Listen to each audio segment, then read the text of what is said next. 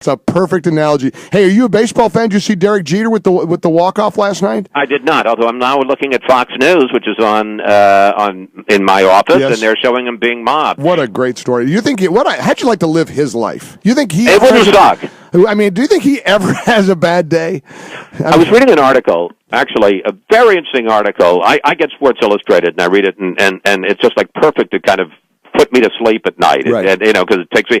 And they were, here's a nice picture of his mother. And she's all teary-eyed. He's got to have a supermodel up there somewhere. Doesn't he always have a supermodel? The guy tells a story about how he gets the game-winning hit to win the 2000 World Series, and then he walks out with the reporter, and then the reporter says, and this is actually, it's a great story, and that the reporter then says to him, he gets in a limousine, and Miss Universe is waiting for him in the limousine, and they end up at a club, and it's 2 a.m. or something, and the reporter, who was pretty close to him, a guy named Tom Verducci, says, oh, God, they're just sitting here mobbing. What a great shot. God, this is like... We're on radio. People can't see. Will you keep talking? I'm getting all choked up looking at this. This is quite emotional. something. And the reporter says to him, hey, listen, I need to talk to you because you're going to be the cover story for Sports Illustrated this week. And he says, it's like Sunday night. And he says, I will call you in 2 days. I'm having dinner with my folks. I'll call you at 8 p.m.,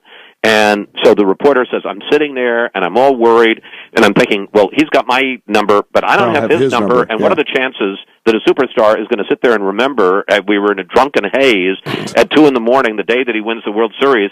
And he said, at precisely 8 p.m., 48 hours later, he calls him and says, I had dinner with my folks, it was great, and I'm ready to talk.